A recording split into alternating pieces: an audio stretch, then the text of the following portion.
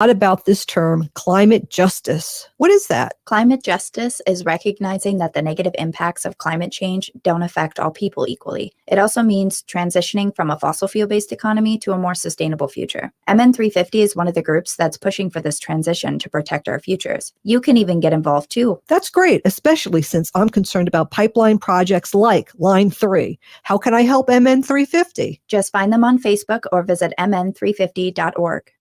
Hey, Cudahy to all my friends and relatives in four directions. This is Robert Pilot of Native Roots Radio presents I'm Awake.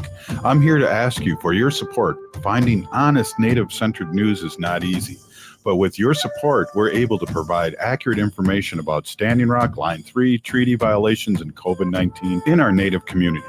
Please visit Native Roots Radio Network on Patreon and donate if you can. That's Native Roots Radio Network on Patreon. Pinigigi, and thank you for your support. Navigating COVID while protecting yourself can be difficult. Fortunately, there's a hotline you can call with any questions. The Department of Indian Work St. Paul partnered with the Minnesota Department of Health to open the Twin Cities American Indian COVID-19 hotline. They provide information on vaccines, booster shots, and testing sites. Right now, booster shots are available to anyone over the age of 18 for those who are eligible. The Twin Cities American Indian COVID-19 hotline can also help with housing, food, medical, and educational support. If you or someone you know has questions about COVID-19, vaccinations, booster shots, or testing, please call 651-304-9986. Again, the number is 651-304-9986. The Twin Cities American Indian COVID-19 hotline is open for calls Monday through Friday from 8 a.m. to 5 p.m. Call the Twin Cities American Indian COVID-19 hotline at 651-304-9986. Minnesota has the only original wolf population in the continental United States, and 80% of Minnesotans believe the wolf should be protected. Howling for Wolves is asking Minnesotans to respect our true wildlife manager, the wolf. Their survival is critical to our ecosystems, our communities, and even our economy. As highly intelligent animals with strong social bonds, Minnesota wolves deserve to be protected and admired. Learn more at howlingforwolves.org. Let's live and let howl. With a look at your AM 950 weather, I'm Patrick Lulia. Patchy fog tonight with a low of 64. Showers and storms possible on Tuesday with a high of 79. The Great Wall has been serving up authentic Peking and Sichuan favorites for over 40 years. The Great Wall is located on France Avenue along the Minneapolis-Edina City line. Check out their menu at greatwallrestaurant.us. Portions of Native Roots Radio may be pre-recorded. It's a good day to be indigenous.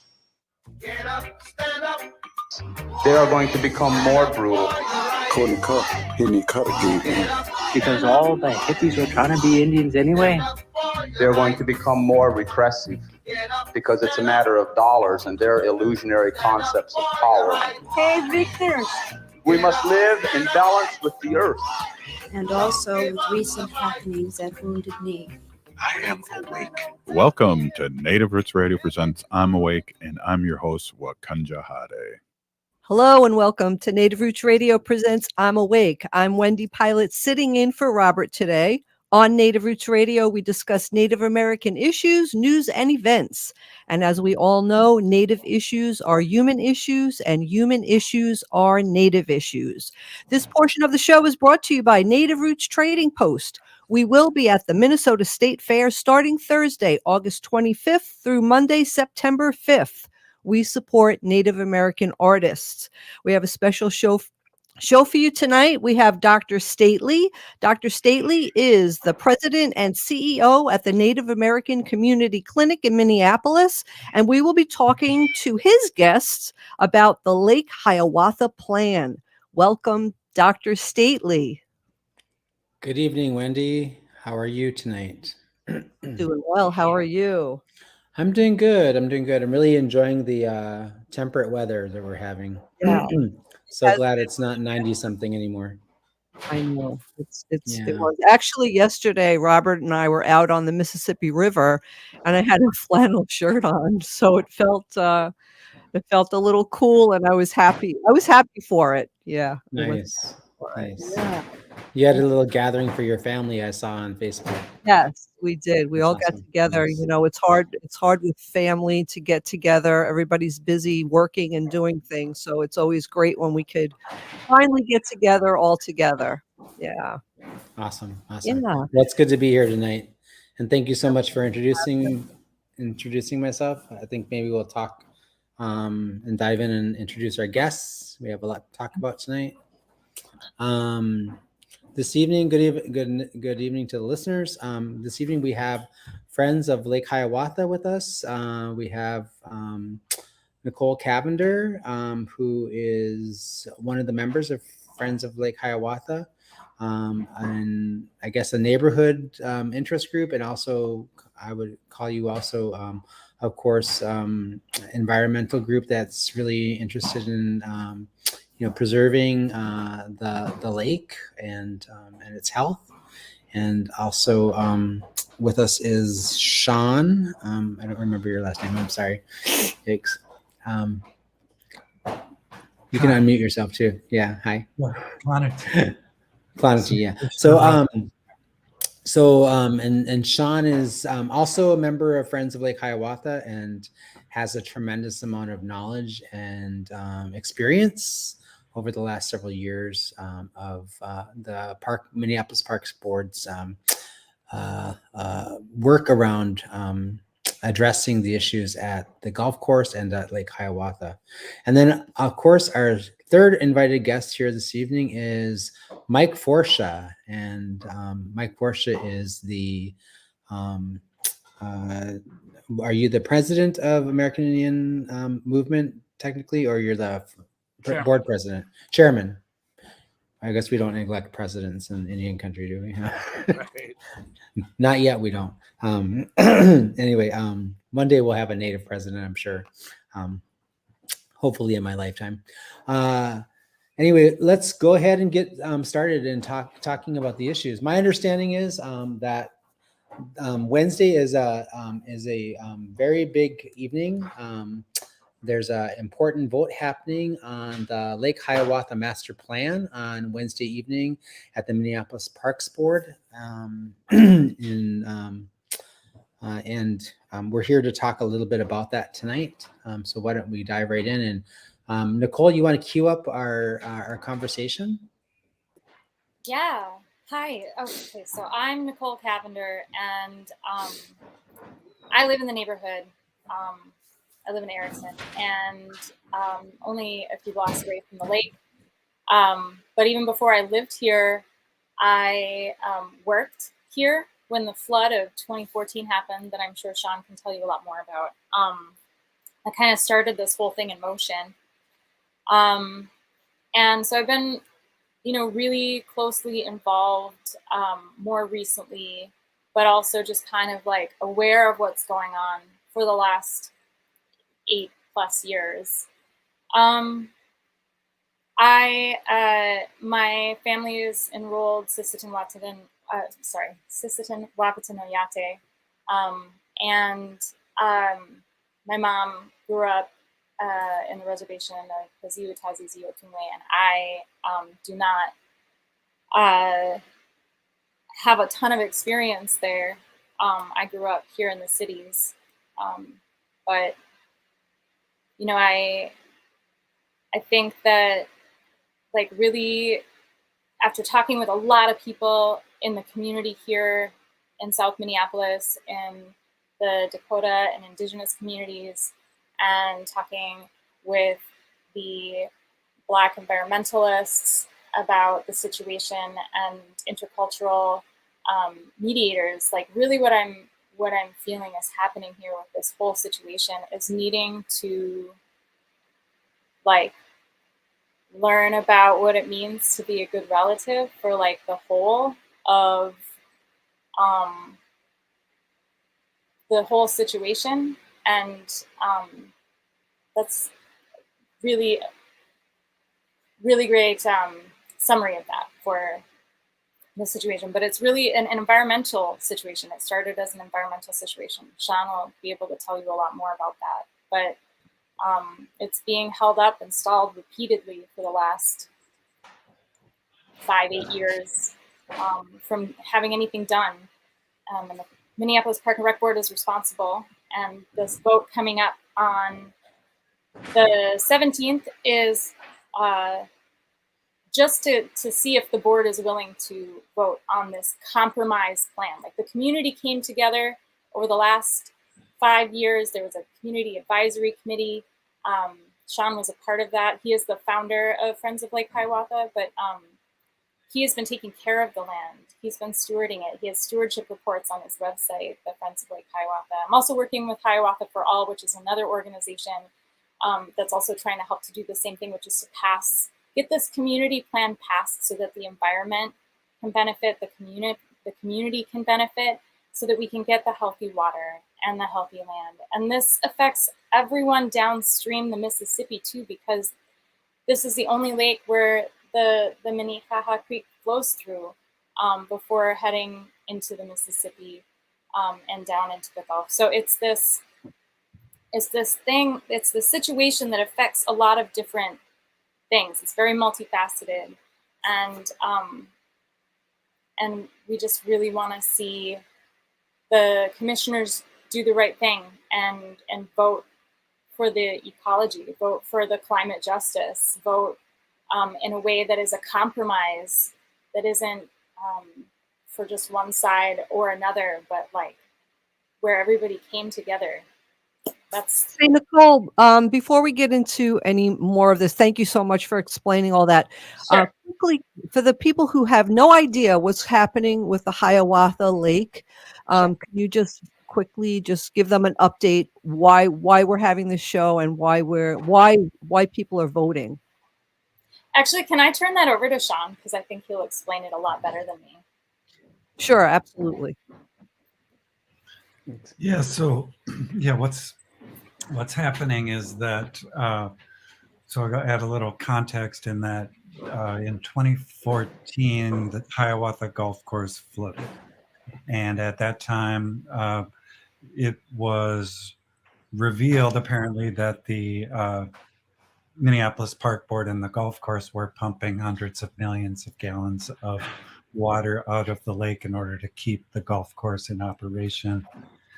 And that caused them to have to reassess their use of the land. And given that the golf course is situated now 4 feet below the lake that's immediately adjacent to it, the sustainability of that pumping operation is in question. But how we became involved in this is that we came at this in concern for the water and the animals, and observed incredible pollution. And if you've been to Lake Hiawatha, you probably noticed. Okay, Sean, we have to stop for a break right now, but we'll be back after this short break and we'll continue. Thank you very much. You're listening to Native Roots Radio presents I'm Awake. Hey, Ogama, I've been hearing a lot about this term, climate justice. What is that? Climate justice is recognizing that the negative impacts of climate change don't affect all people equally. It also means transitioning from a fossil fuel-based economy to a more sustainable future. MN350 is one of the groups that's pushing for this transition to protect our futures. You can even get involved too. That's great, especially since I'm concerned about pipeline projects like Line 3. How can I help MN350? Just find them on Facebook or visit mn350.org. I heard sex trafficking happens a lot in Indian country. What is that? Here are some of the real reasons why sex trafficking happens in Indian country. Unequal gender roles that were forced on us by colonization. Communities don't have enough resources. Silence around domestic and sexual violence. Lack of attention and justice for missing and murdered Indigenous people. There's a lot of behavior that keeps our communities out of balance. These are just a few true reasons why Native communities are targeted by traffickers. When these acts of violence happen in our communities, it opens us all up for exploitation. Sponsored by the Minnesota Indian Women's Sexual Assault Coalition. Hi, this is Chad from AM 950. Snap Construction is arguably the most well-reviewed roofing, siding, window, and insulation contractor in the metro. Ryan is so excited about working with AM 950 and our listeners that he wants to help us grow. This is Ryan, owner of Snap Construction. I was friends with Chad long before I started marketing with him. I was a bit skeptical of radio advertising before Chad convinced us to run ads. The advertising's been so successful, we want to help the station grow. We've absolutely loved working with the listeners of AM 950, and we all know how extremely important this radio station is to the community. To help AM 950 grow this summer, Snap Construction will be putting up proceeds to assist the station in marketing on social media. Snap Construction encourages you to follow, engage, share, and interact on the AM 950 social media platforms. Together, we can all work to ensure AM 950 continues to thrive and grow in our communities. We stand by our work with a lifetime craftsmanship guarantee. For a free estimate or more information on our financing, call 612-333-SNAP or check us out online. You're listening to Native Roots Radio. This is Spirit from Reservation Dogs. Get up and listen.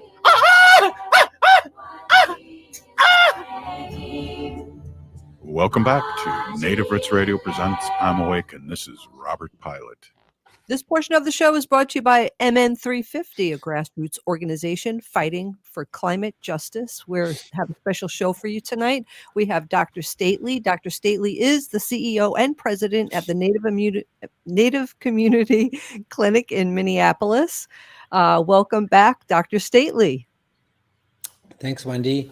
We were continuing our conversation this evening with Friends of Lake Hiawatha founder Sean Conady and one of their members, Nicole Cavender, who lives in the Lake Hiawatha area. And we also have an invited guest, Mike Porsche from the American Indian Movement in Minneapolis. And let's return with Sean. Sean, tell us like the crux of the issue here with respect to Wednesday's vote, which is coming up on at 6:00, I believe, at the Minneapolis Parks Board. Tell us what is the great threat here. Yes, thank you. An honor to be with you, Dr. Stately. Thank you.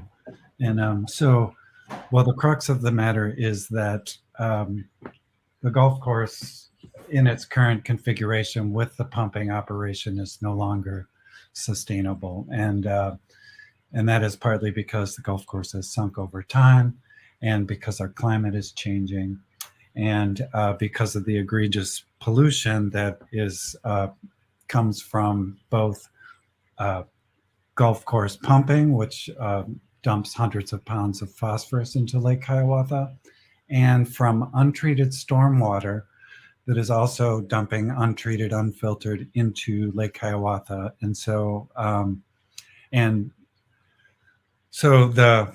the compromise that was developed through the community process is this restoring wetland function to this floodplain so that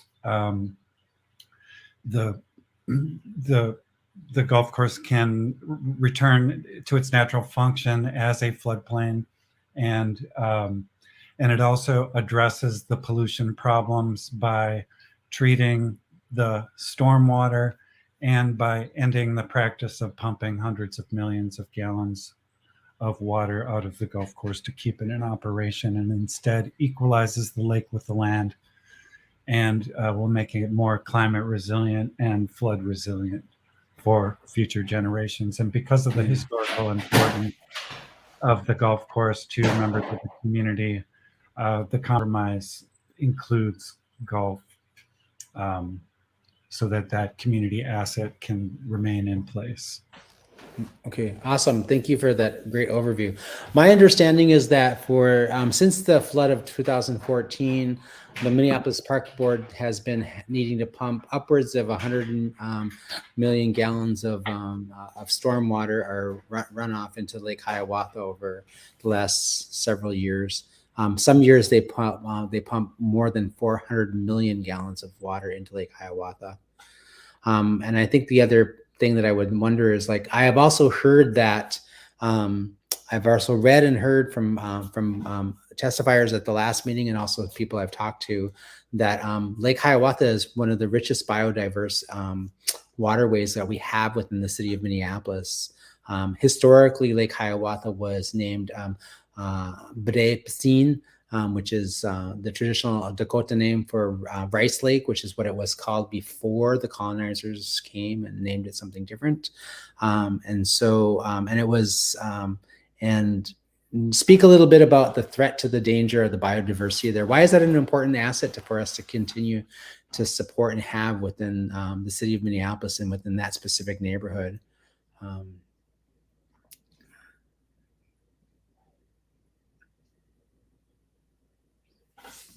Trouble unmuting. We can hear you now.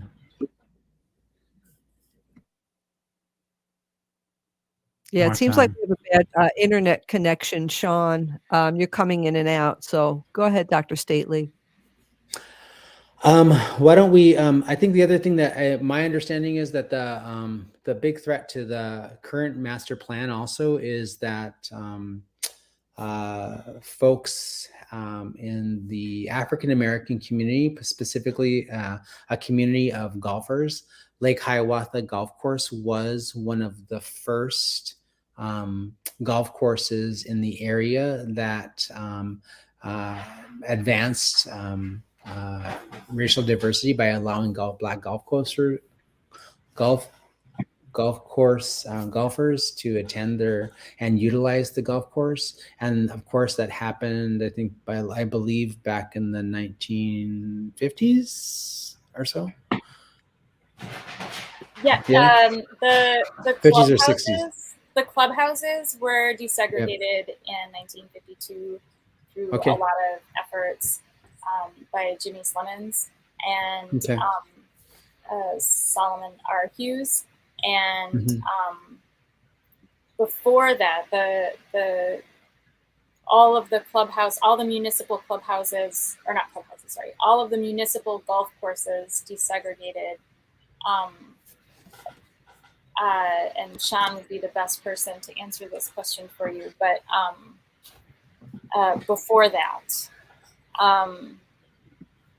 so yeah, there is a history that has been talked about quite a lot at this course. And so there are people who are invested, stakeholders, if you will, that are talking about getting a historic designation for this golf course in order to preserve it without making changes, without making the changes that the Hiawatha Golf Course Area 9-hole compromise plan that is being discussed this coming Wednesday. They're not in favor of that plan because it's less than 18 holes. And so it reduces the golf course from 18 holes to 9 holes. To 9 holes. Which is a smaller golf course. But that 9-hole plan actually preserves the ecological structure of Lake Hiawatha and makes an environmental friendly place where the rest of the neighborhood, including all of South Minneapolis, can enjoy a clean and healthy lake and access to free green space where kids can gather with their families and play and enjoy an unpolluted biodiverse atmosphere. I think that's a pretty critical sort of thing for us to discuss. One of my understandings is that originally in this, the other thing that's at the critical juncture here is that not a lot of Indigenous voices were sort of invited into the conversations as the master plan sort of kind of moved forward.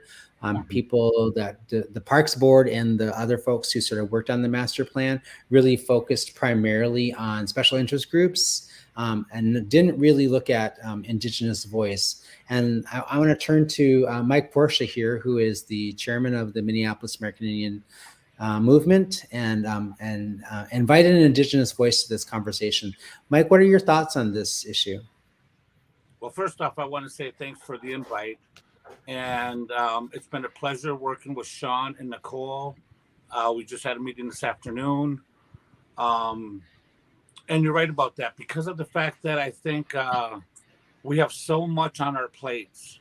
We have Line 5, we have Line 3, we have missing and murdered Indian women, we have the homeless encampments. We have so much going on in Indian country. And this is not, one of those things are not more important than the other. But there are so few of us that it's hard to cover everything. And so I'm grateful for all the information you guys have gathered and how you've been protecting the lake. And so what I'm seeing is with this historical designation that they want to do. So what I'm hearing is that at one time, the racist people who ran the golf courses had said, okay, we're going to let a group in. Now, if that group had been Mexicans, if that group had been Jewish, we would be sitting here kind of pitted against that community. And we should not be pitted against one another, because it wouldn't matter who the first one was let in. If it was wrong now, it was wrong then.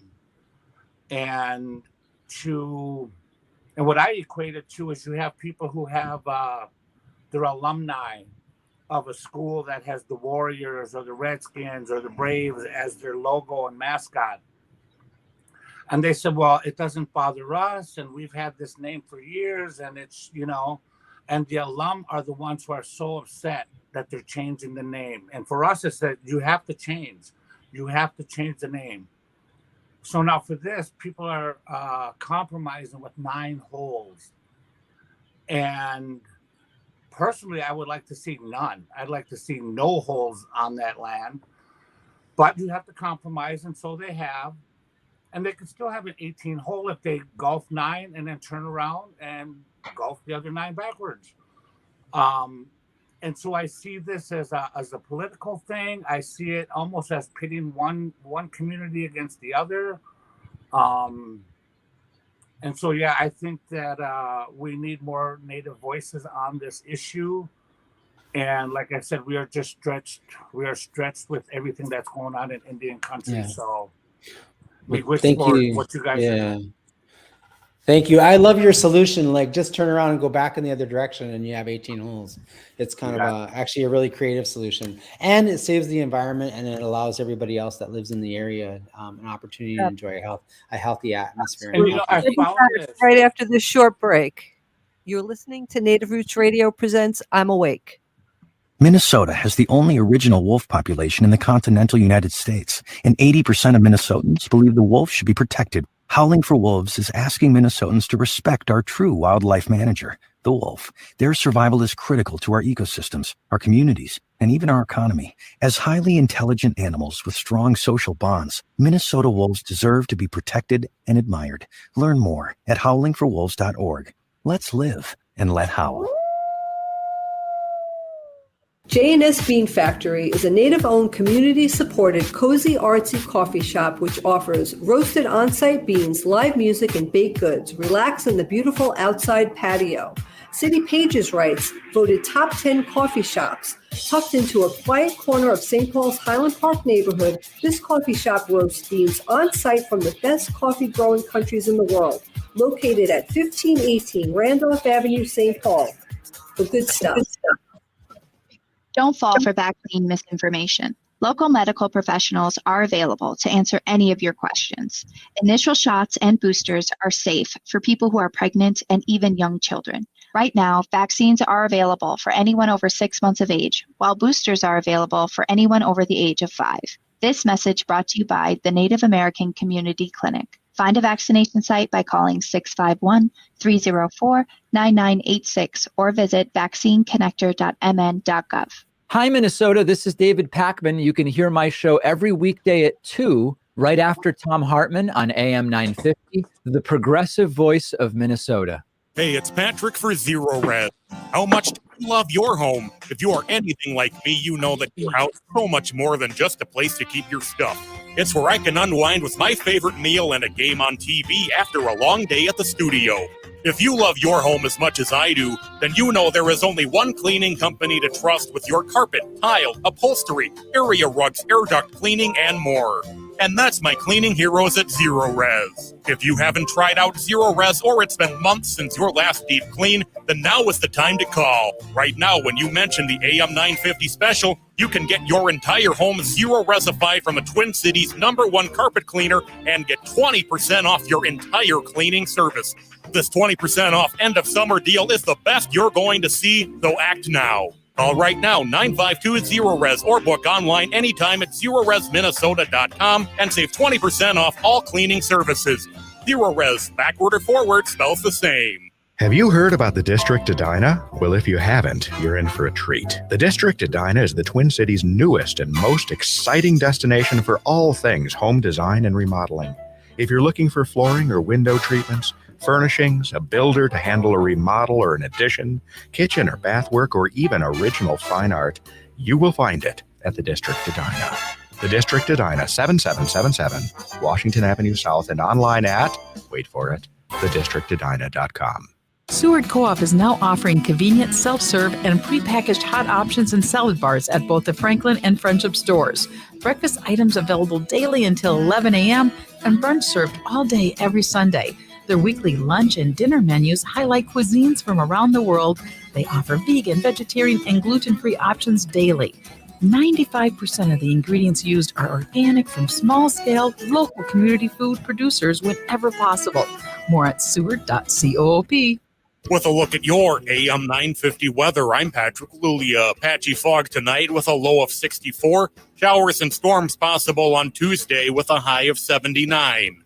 The Great Wall has been serving up authentic Peking and Sichuan favorites for over 40 years. The Great Wall is located on France Avenue along the Minneapolis-Edina city line. Check out their menu at greatwallrestaurant.us. AM 950 KTNF, St. Louis Park, Minneapolis, St. Paul. Hi, I'm Jane Fonda, and you're listening to Native Roots Radio. And we're back to Native Roots Radio presents I'm Awake, and this is Robert Pilot. This portion of the show is brought to you by the Minnesota Indian Women's Sexual Assault Coalition. We are here tonight with Dr. Stately. Dr. Stately is the CEO and president at the Minneapolis Community Clinic in Minneapolis, and we are talking about the Hiawatha Plan. Welcome back, Dr. Stately. Thanks, Wendy. Thank you so much for joining us this evening. We have Sean Connerty from Friends of Lake Hiawatha advocacy group, our neighborhood group, advocating for the passage of the master plan for Lake Hiawatha. And I wanted to just really quickly also remind us that we also have with us Mike Porsche from the chairman of the Minneapolis American Indian movement, also speaking about the indigenous voice here and the importance of that. I also so Mike, you were talking a little bit before we went to break about how, this issue is really sort of kind of being pitted in some ways, the importance of the historical context, or the historical importance of the course being open to Black golfers in the 1950s, and how historic that was and how important that is. And that's being sort of kind of pitted against and juxtaposed against the indigenous people, the native people of Minneapolis, South Minneapolis specifically, which, by the way, is happens to be the largest and most densest urban population of Native Americans living anywhere across the United States. So I think that's pretty significant as well. In some of the halls of conversation that I've been in, and in one conversation I had with a commissioner, this discussion about equity has kind of emerged about the importance of taking this into consideration in the upcoming vote, and the importance of that in relevance to the master plan. And I think one of the things that I sort of want to say here is, as the executive officer and the president of the Native American Community Clinic, somebody who's devoted his life over the last several years to improving the health and well-being of the Native American community in South Minneapolis. I think the preserving a healthy environment, a rich biodiverse park and wetland where our children are able to sort of understand their connection to the earth and our indigenous relationship with that earth, and also be able to have access to free green space, not a golf course that's going to cost them $30 every time they go to it, to be able to sort of access that for free and enjoy the ability to do that and be out and about in nature. the Native people in South Minneapolis and the children that reside there in that densely populated area, they have some of the worst health outcomes in the state, if not the nation. And a lot of that has to do with our significant limited access, if not practically no access to green space throughout the city. The area in and around Phillips neighborhood has very few parks and very few green spaces, and it certainly has no lakes. The preservation of this space for our community and as a healthy environment for us to play and gather and recreate is as equally as important as the golf course is to the Black golfers and their history. And so I think that's an important thing to take into consideration here. And then the other thing I just want to say is, like, equity doesn't just look backwards into history. Equity also takes into consideration the current context, right? So what we know now currently that we didn't know 50, 60 years ago is that the golf course is sinking and that it's creating all kinds of environmental degradation that is impacting the surrounding community and also the people beyond the Black golfers that would enjoy the environment. And so equity takes into consideration that all voices are important, and we try to solve the conditions for everybody and make everybody happy and give them the opportunity to have free access to things that would preserve and increase their enjoyment and their health of life. And I would advocate that certainly is the master plan.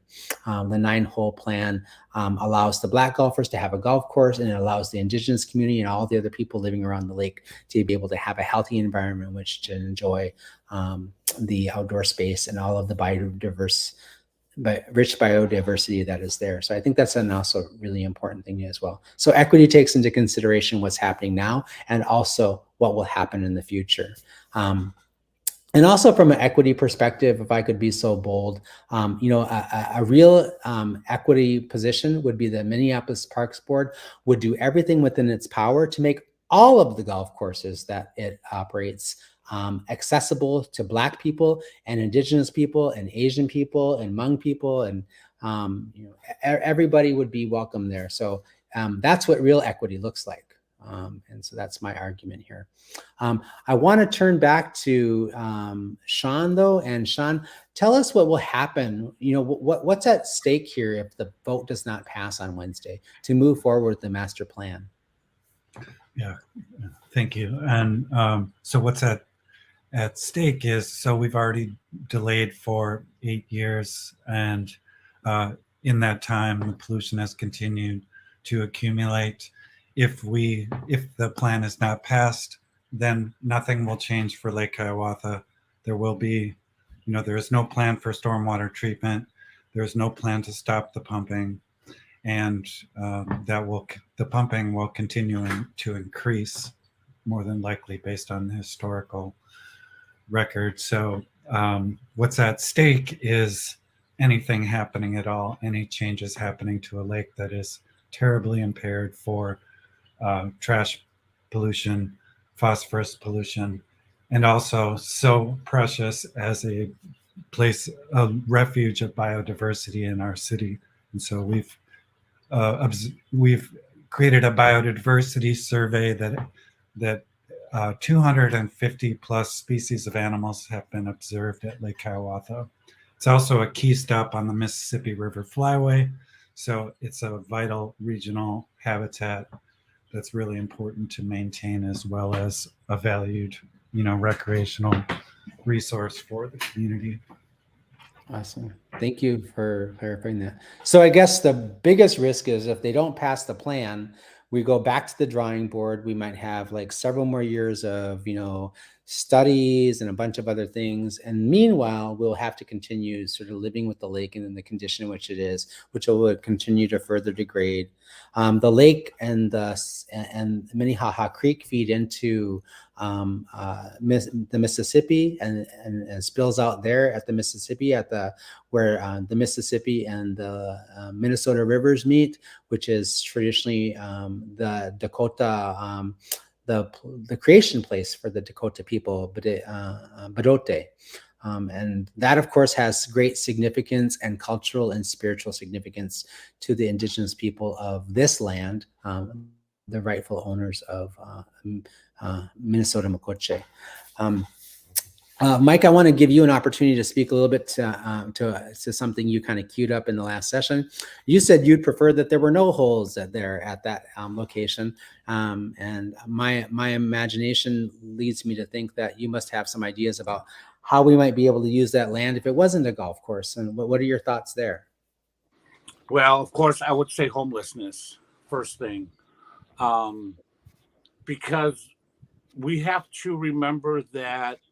And we're all talking about the history of that golf course, but we have to remember that golf course is located on stolen Indian land, and the board members who are on the park board are controlling all those acres of stolen Indian land here in Minneapolis. And now they're deciding on this small kind of elite group of African Americans and their political pull and their political sway to keep on using all this land just to play, when we have our people dying in the streets, and we're begging for land so we can develop something. And here they have all these acres of beautiful land, and they just want to play. And so that's why I would rather have no golf course on that property. And that land could be utilized to help our animal relatives. It could be used to help our homeless relatives. It could be used for so much more. And so for them to deny this compromise and to keep pushing forward on what they have to remember that they are guests in this country, even though they were born here, and they are on occupied, stolen Indian land, period. End of story. Jimmy Gwitch, Mike, for those words. Yes, I think one of the things within context is important. Everybody will remember back in 2018 that we had one of the largest homeless encampments. I like to call them houseless encampments. I want to remind everybody that Indigenous people, we're never homeless. We are on our own land. This is our home. We are home. We don't have houses, but we are home. And so, but we have one of the largest houseless populations in the state of Minnesota. 1 in 4 houseless people in the state of Minnesota are Native American, but we only represent 1% of the population. You don't have to be a mathematician to see the disparities there specifically in that particular set of statistics. And there's all kinds of reasons why that is true. That's perhaps a conversation for another show at some point in time. But I want to turn back now just really quickly to Nicole. Nicole, tell us about this alternative plan that some folks who are sort of kind of trying to advance the idea of being able to figure out how to keep 18 holes at the Lake Hiawatha Golf Course and still protect the lake. What's in that? What's called the Bronze Plan? Tell me a little bit more about that.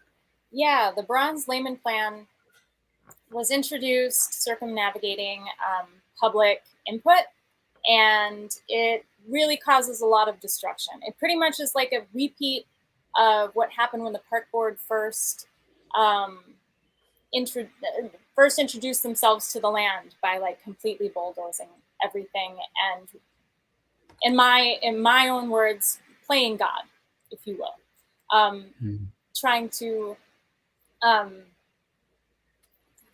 say we're going to give Native Americans wild rice. We're going to make the water clean with flocculant. I mean, there's a whole lot of what they propose to do that hasn't had any Indigenous input, hasn't had any community input. And my understanding is it hasn't really actually had any real study behind it as well. It was a plan that was devised by one person who was from California, who Andy Comer. used to live here, but doesn't really have a whole lot of meat and potatoes in it. So. We have to be back right after this short break. You're listening to Native Roots Radio presents I'm Awake.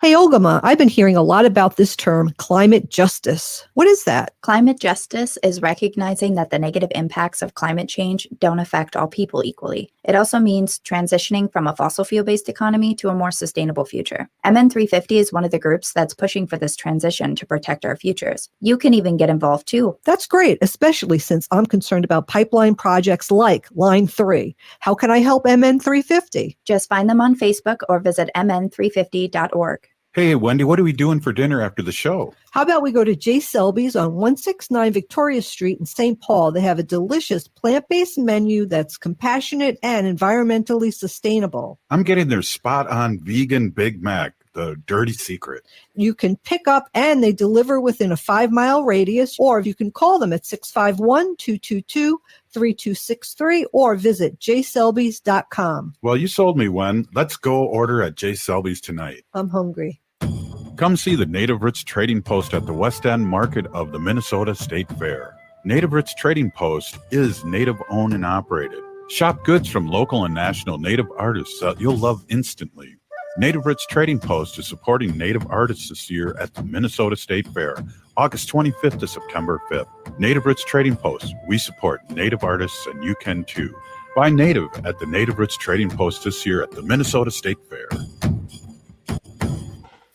Minnesotans age 65 plus might qualify for Health Partners Minnesota Senior Health Options. The plan includes personal support, coverage for medical, prescription drugs, and dental, plus over 30 extra benefits. Eligibility information is available at healthpartners.com/oneplan. Health Partners is a health plan that contracts with both Medicare and the Minnesota Medical Assistance Medicaid program to provide benefits of both programs to enrollees. Enrollment in Health Partners depends on contract renewal. This is Winona Duke of Honor the Earth, and you're listening to Native Roots Radio. I'm Awake. Welcome back to Native Roots Radio presents I'm Awake, and this is Robert Pilot. This portion of the show is brought to you by Howling for Wolves, protecting wolves for future generations. All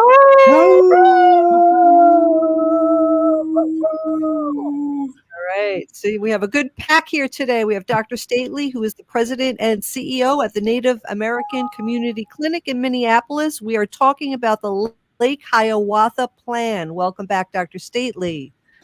Thank you. Mike, you got to work on your howl there. I'm just kidding. I didn't expect that. I'm just teasing you. I'm sure you have a really robust and amazing howl. So we'll hear it the next time you're on the show. Anyway, welcome back, everybody. Hey, Sean, tell us a little bit about the Bronze plan, or this, and what are the challenges with that specifically? That alternative plan that's kind of being introduced as an alternative to the master plan. Sure. So one of the key factors is that it separates Minnehaha Creek from Lake Hiawatha, which we feel would be incredibly devastating. It lowers the water table of Lake Hiawatha by several feet, which would also, we feel, be devastating. And it also obliterates the critical habitat of the Lake Hiawatha Delta area, which is the heart of the biodiversity. And so it would kill or displace those animal relatives that live there right now. Oh, wow. That sounds, that doesn't sound like an equitable solution at all. And I think one of the things that concerns me about this is that also called the Cormer plan, or it's the Laban Browns. Okay. Yeah, I don't know if it actually has an official name yet. Okay. I think one of the things that concerns me about that is that, it really doesn't take into any consideration or engagement or involvement with the indigenous community of of Minnesota and the people that live in and around that lake area that have deep connections, historical, cultural, and spiritual connection to that space and place, and that has not taken any consideration into that. And of course, if we were talking about equity, and that was something that was so important to the Minneapolis Parks Board and the city of Minneapolis, I would agree. I would think that inviting those voices into that conversation and valuing those things as much as the sport of golf would be a really important conversation for them to engage in, and I'm not seeing a lot of opportunity for that voice to show up in that space and place. So of course, that's one of our biggest issues that we have going on here as well. And I'm going to turn to Nicole Cavender, who whose uncle, her Dekshi, is Dr. Chris Matonupa from the Yellow Medicine people in Upper, what is now called the Upper Sioux community. You wanted to speak on something that your uncle had told you, or told actually the group, right? He read a statement. So let's share that with the people.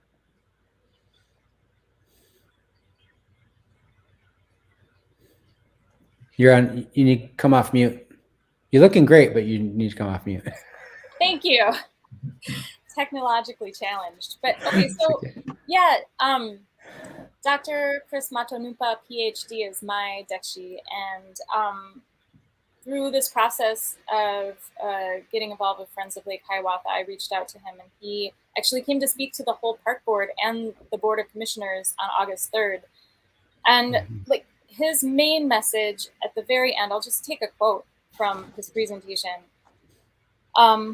He says, "I am for clean and clear water. I am for the fish relatives which will be harmfully affected by the phosphorus and wastewaters that will be dumped in the lake. I am pro-animal rights person, and thus I am for the healthy habitat in which they live and for their health, which would be put at risk. If it comes to a choice between a golf course and fun and games versus a clean and healthful environment for the animals, birds, and fish, then I, as an 82 winters old Dakota guy, choose to preserve a clean lake for the fish people and a healthy environment for the survival of our animals and birds, our relatives." Aho, thank you for reading those words. Yes, I was there that evening. I think Mark was there as well when Dr. Chris Mato Numpa spoke to the board, and those were powerful words that he shared. I think one of the things that was really wonderful to hear, I haven't seen Chris for quite some while, and it was wonderful to see him at that meeting and to hear him speak. And I think one of the things that's really amazing about him is that he really does stand up for those who don't have a human voice, those who don't have the most, the most vulnerable, the most disenfranchised, our animal relatives, our bird relatives, the creepy crawlies, I think he called them, and all those things that are our relatives. In Dakota, in the Dakota culture of my sons and my Hunkad family members, we have a phrase called Matakioasin, and that means we are all related. And it's not just a thing we say, it's actually the bedrock of the foundation of the way that Dakota people, Anishinaabe people, Indigenous people all across Turtle Island think of themselves in relationship to the land. We are stewards of the land. We are caretakers of the land. We belong to the land. We are relatives to the animals and to the creatures that live in and around us. And we take great commitment and great pride in the protection of those relationships and the protection of those relatives.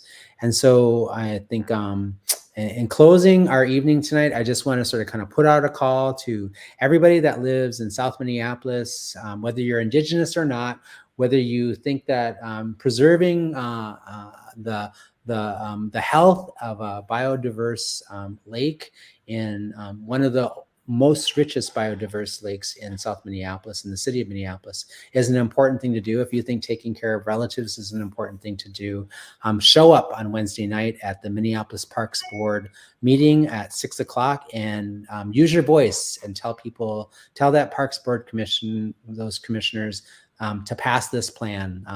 The master plan is the equity plan, where everybody gets what they need and what they deserve, including our animal relatives that live in that area. So thank you for your time this evening. You can go on www.friendsoflakehiawatha.org or www.hiawatha4all for more information. And we hope to see you on Wednesday evening. Thank you so much for joining us. Thank you, Sean. Thank you, Nicole. Thank you, Mike, for being here to speak out for the people who cannot speak for themselves, including our animal friends, and for the water, right? Thank you. Thank you. Any last words, Sean? We have about 1 minute left. I was thinking about the natural law of reciprocity, where we give back as we receive, and we cannot only take, but we have to get back. And if we only take, then we are destroying ourselves. Thank you. That is such a good reminder. Yes. If we don't obey that law, we are actually destroying the future for our children and our children's children and their children. So let's be good relatives to each other, and let's be good relatives to the earth, and be good relatives to those future generations, and do everything we can to take care of what we have now. So, Chimigwich, Pidamia, have a good evening. Thank you for joining us, everyone. Thank you so much, Dr. Stacey, and all your wonderful guests for joining us tonight on Native Roots Radio presents I'm Awake. We need to resist, divest, join a group, and run for office. You've been listening to Native Roots Radio presents I'm Awake, and we'll be back tomorrow. Eat Local Minnesota is a great way to